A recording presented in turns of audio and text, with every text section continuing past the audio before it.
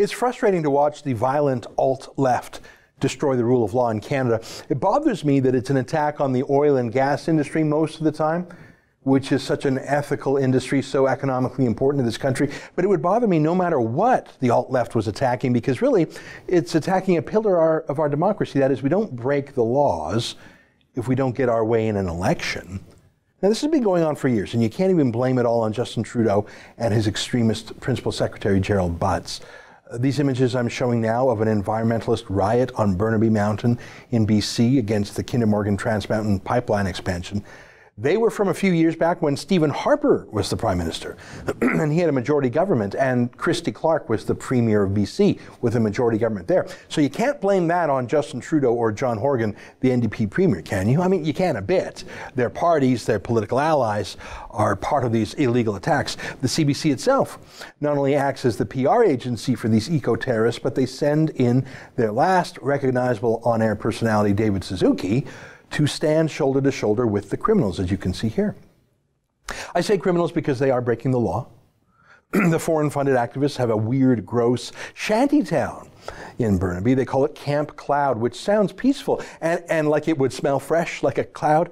In fact, it's squalid and heaped with garbage, just like the Occupy Wall Street slums were. And in fact, it's pretty much the same people behind it. And they're criminals. I'm sorry, they are. Again and again, they assault the police, in some cases injuring the police. But as you heard Lee Humphrey tell us the other day, politicized prosecutors are laying the lowest possible charges against these criminals, even when police are assaulted. But there are some charges. I was pleased to see that Elizabeth May, the leader of the Green Party, was charged with contempt of court for violating a court order by protesting on Kinder Morgan property. And it's appropriate that she was charged. You can't be a lawmaker and a lawbreaker. I mean, that goes to my point before, the rule of law, the rules of democracy say that you're not going to always get your way in democracy, and you have to accept that, and you have to work within the system. You can't do it the way Elizabeth May wants to do. Be a part of democracy as an honorable member of parliament, as they're called, with all the privileges and powers that come with it. But then, if things don't go your way, if you don't get a vote, just plain old break the law like a criminal. No, you can't do that. Anyways, to the news of the day, I want to talk about this story in the Vancouver Sun. Earlier this week, Kinder Morgan protester argues that defense of necessity excused court defiance. Let me read a few lines for you. I'm actually going to read quite a bit, and I'm not going to omit a single word. And the reason is, I want to show you how the Vancouver Sun has become a stenographer for these lawbreakers, just giving them a free platform without any pushback or rebuttal. So bear with me. I'm going to read for about a full minute here, okay? One of the protesters arrested at Kinder Morgan's Trans Mountain Pipeline expansion project argued Wednesday that it was necessary for him to act to prevent what he called a bigger crime from being committed. Tom Sanborn, who was taken into custody after allegedly violating a court-ordered injunction at the company's Burnaby worksite and faces a criminal contempt of court charge, said he wants to be able to use the defense of necessity at his upcoming trial. He told BC Supreme Court Justice Kenneth Affleck that the project amounted to what he called serious crimes against First Nations, treaty rights, the environment, and the safety of nearby residents. Quote, the crime that was being conducted by the Canadian state and by Kinder Morgan was a major crime, and we were justified in intervening to try to stop them, said Sanborn. Goes on for quite a bit like that. That's junk law, that's junk politics, it's crazy talk. But the Vancouver Sun just sort of copies and pastes his speech right in their newspaper. Eventually, the story gets around to quoting the prosecutor for a few sentences of the other side.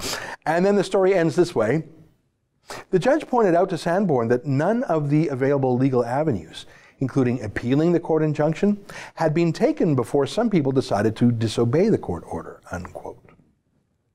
Yeah, that's the thing, that's the point. If you think a court order is wrong, appeal it to a higher court or change the underlying law through the system, through legislation. Don't just say you're going to break the law.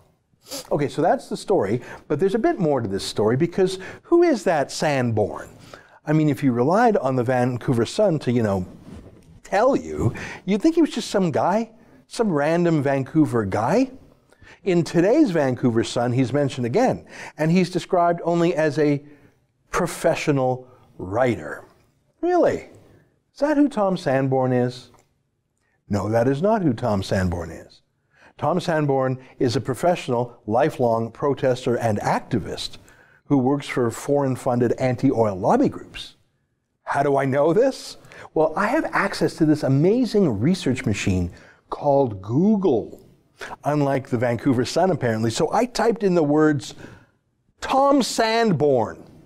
I know, I managed to think of doing that without even going to journalism school or getting a government grant. And 9 out of the top 10 hits on the very first page of Google results show that he is a professional anti-oil activist. I mean, is he a professional writer? Well, sure, he writes down his activism, it's true. But to call him a professional writer does not illuminate the truth. It actually obscures it.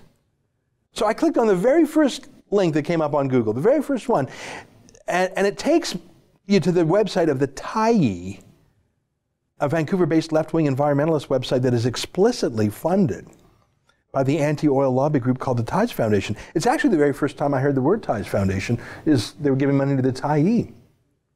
Let me read the very first paragraph to you. So this is literally the first thing that comes up on Google, and this is the first thing that's on that first page. Tom Sanborn was born in Alaska and raised in the wilderness by wolves.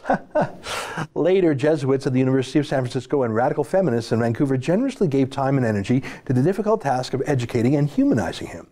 Tom has a formal education too, a BA from UBC. He has been practicing the dark arts of journalism off and on ever since university, and now also has about 5 decades of social justice, peace, and environmental campaigning under his belt. Now, there's a bit of self-deprecating humor there. He wasn't actually raised by wolves. No one is. But that's about the only liberties taken. What follows on that webpage is his professional writing, by which any normal reader would immediately say, holy cow, this guy is a full-time Marxist activist. The second hit on Google when you type in Tom Sanborn is the National Observer, another extremist outfit literally founded by Linda Solomon, the sister of Joel Solomon, the founder of the Tides Foundation. Just a reminder, the Tides Foundation is a $150 million a year San Francisco-based Marxist lobby group that funnels money to literally dozens of anti-oil sands activists in Canada. Here's their IRS disclosure called Form 990. There is virtually no left-wing group in Canada they do not fund, but they have a special focus on extremist environmentalist groups. Now, I'm not going to go through the rest of Tom Sanborn's bio, but do you see my point? Here's a kook in a BC court saying he has the legal right to break the law because this legally approved, fully vetted and regulated pipeline company is committing a larger crime, and the Vancouver Sun just writes that down loyally, and they do not disclose that this Tom Sanborn is a journalist activist paid for by foreign anti-oil lobbyists. They hid that from you. And while we're on this same Vancouver Sun story, look at that main picture again. Look at that man. This was the story. Who's that man being arrested there? He's not named in the photo caption. They just say police arrest protesters, really. They don't say who he is. But if you follow anti-oil sands politics even casually in this country, you know who he is. That man's name is Clayton Thomas Muller.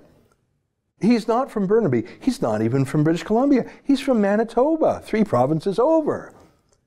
He's a professional protester. He is paid by various US-funded lobby groups too.